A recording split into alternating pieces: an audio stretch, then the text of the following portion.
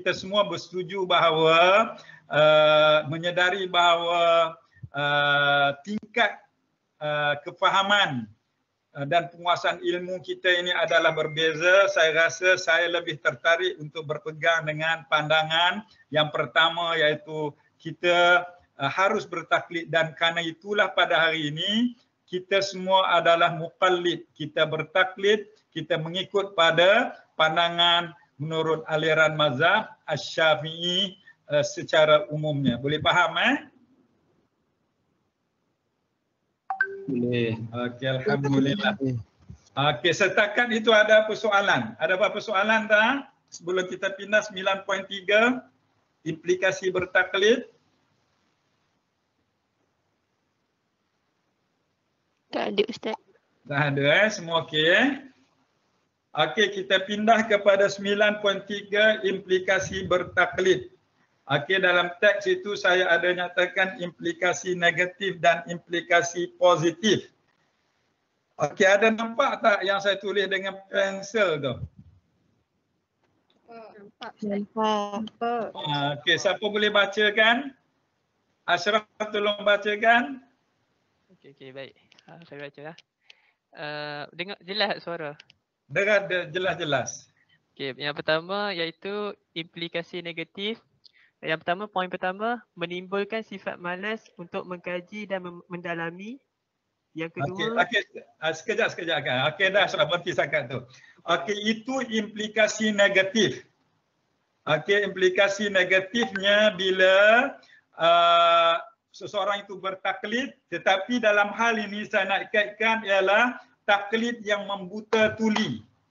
Yang saya katakan definisi yang telah disebutkan dalam definisi yang pertama mengikut pengertian taklid tadi, iaitu kita kena elakkan walaupun kita ini pada hari ini adalah pengikut ataupun muqallid, yang bertaklid kepada aliran mazhab Asy-Syafi'i, tetapi janganlah kita sehingga menimbulkan kesan-kesan negatif seperti mana yang Ashraf sebut tadi, iaitu kita bertaklid sehingga menimbulkan sifat malas untuk mengkaji dan mendalami. Dalam hal ini walaupun kita bertaklid kepada pandangan Imam Asy-Syafi'i, tetapi kita hendaklah sentiasa mengkaji, mendalami, berfikir dan terus mengkaji kitab-kitab yang ditulis dalam aliran mazhab Asy-Syafi'i ini, supaya akhirnya kita dapat mengetahui dan memahami kenapa kita mengikut kepada pandangan Imam Asy-Syafi'i ini. Okey, untuk nak mengelakkan apa yang dikatakan implikasi negatif yang pertama, iaitulah menimbulkan sifat malas untuk mengkaji dan mendalami ini. Okey, itu yang pertama. Yang keduanya apa Ashraf? Yang kedua, suka bergantung kepada pendapat orang. Okey, ini kesan negatif yang kedua. Kalau kita hanya bertaklid tanpa nak berfikir, maka kita akan menjadi individu yang suka bergantung kepada pandangan dan pendapat orang lain. Kita hanya menjadi pengikut yang diistilahkan tadi, pengikut yang mengikut tanpa hujah dan dalil. Okey, itu maksudnya. Ini adalah negatif. Yang ketiga, timbul sifat was-was dan tidak yakin.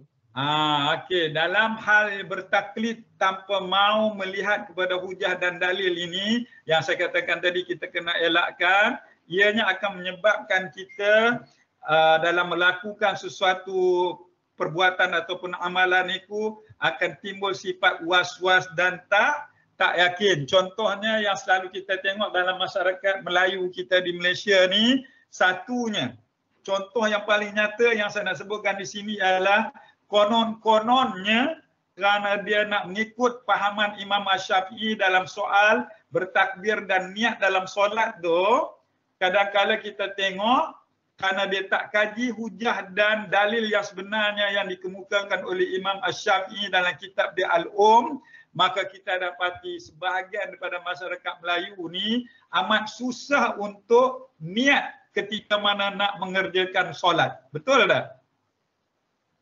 Betul tak? Biasa tengok tak? Pelajar biasa tengok tak fenomena ni?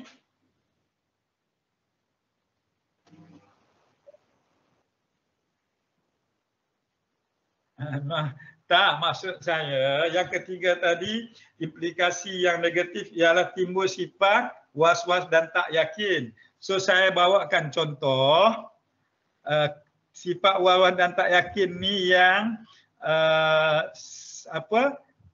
diamalkan ataupun yang dibuat oleh setengah orang Melayu di Malaysia ni, iaitu ketika mana nak solat tu. Biasa Nohana biasa berhadapan tak bila kita nak solat berjamaah tu, kita tengok kadang-kala ada jamaah lain yang sampai 3-4 kali angkat takbir, konon-kononnya dia tak yakin dengan niat dia. Benar Ustaz. Itu maksudnya sebab kerana dia hanya ikut-ikut. Dia tak faham sebenarnya apa yang dimaksudkan oleh Imam Asy-Syafi'i dalam masalah niat nak solat ni. Sebab tu kadang-kala kita bila pergi masjid, bila kita nak solat dalam ramai jemaah tu, kadang-kala kita dapati ada, tak ramai lah kan, tapi ada yang amat susah untuk nak berniat ketika mana bertakbiratul ihram tu. Timbulnya ialah kerana perasaan was-was dan tak yakin inilah sebab, sedangkan sebenarnya niat itu bukanlah seperti mana yang susah, seperti mana yang diamalkan oleh sebahagian daripada orang kita ni. Tapi jadi je perkara itu ialah kerana orang tadi tu dia was-was dan tak yakin dengan apa yang dia buat. Kenapa dia was-was dan tak yakin? Kerana dia tak mengkaji sebenarnya apa yang dimaksudkan oleh Imam Asy-Syafi'i dalam masalah niat ketika takbiratul ihram untuk mengerjakan solat. Itu maksud saya. Faham tak? Faham Ustaz. Faham. Okay. Kalau seorang tu faham bagaimana nak niat dalam solat tu tak akan terjadi. Seperti mana kadang-kadang kita dapat lihat dalam sebahagian pada jemaah ketika mana niat dalam solat. Okey, itu baik. Itu kesan negatifnya bila kita menjadi pengikut yang tanpa ada hujah dan dalil. Ada kesan negatif dia. Namun begitu, taklid ini juga ada implikasi positifnya. Okey, cuba bacakan apa yang saya tulis dalam dengan pensel tu. Nurul Balqis. Saya Ustaz. Cuba bacakan. Okey, implikasi positif. Yang pertama, mengawal daripada penyebaran pendapat yang salah. Okey, itu yang pertama. Kesan positif daripada bertaklid ini ialah kita akan dapat mengawal diri kita daripada kita terjebak dalam penyebaran pendapat yang salah. Okey, artinya dalam hal ini kita bertaklid dengan taklid yang ada hujah dan dalilnya, dan ini menyebabkan kalau ada pandangan yang tak betul, maka kita akan dapat mengelakkan diri kita serta mengawal diri kita daripada terjebak dalam penyebaran pendapat yang salah. Itu yang pertama. Yang kedua, yang positifnya tolong baca Wan Nurul Amirah. Saya Ustaz. Bacakan yang kedua tu. Tidak terikat dan dalam pendapat sendiri yang masih tak pasti. Okey, terima kasih Wan Nurul. Tidak terikat dengan pendapat sendiri, bukan dan tidak terikat dengan pendapat sendiri yang masih tak pasti. Iaitu kalau kita bertaklid, kalau kita mengikut dan ikutan kita itu berserta dengan hujah dan dalil, maka kita akan dapat mengelakkan daripada diri kita untuk mengikut pendapat yang tidak pasti. Okey. Dan yang ketiganya, Siti Nurliana. Yang ketiga, menyantuni pelbagai kategori tahap pemikiran manusia.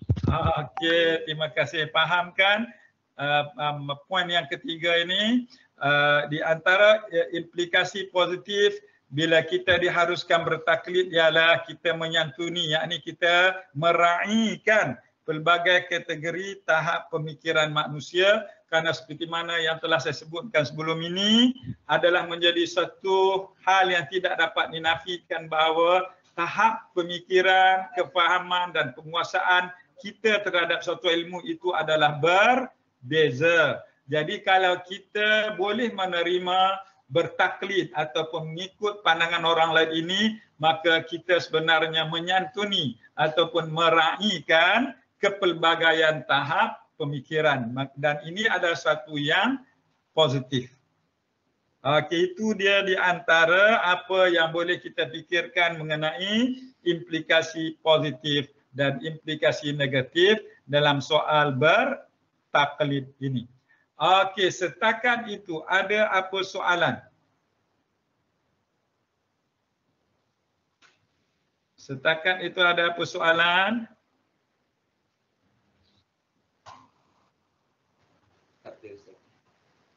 Farid tak ada. Orang lain? Tak ada Ustaz. Tak ada. Semua boleh faham kan? Faham. So saya nak ulang balik, kesimpulannya ialah dengan tidak menafikan bahawa taklid dalam perbahasan usul fiqh ini merujuk kepada ikutan yang dilakukan oleh seorang pengikut tanpa ada hujah dan dalil, tetapi pengertian taklid ini tidak menafikan bahawa sebenarnya dalam keadaan-keadaan yang tertentu seseorang individu itu diharuskan bertaklid kerana tahap pemikiran manusia yang berbeza. Contoh yang paling dekat ialah kita sendiri adalah sebagai muqallid ataupun kita sendiri bertaklid kepada aliran pandangan Imam Asy-Syafi'i. Syahidatul Aina ada apa?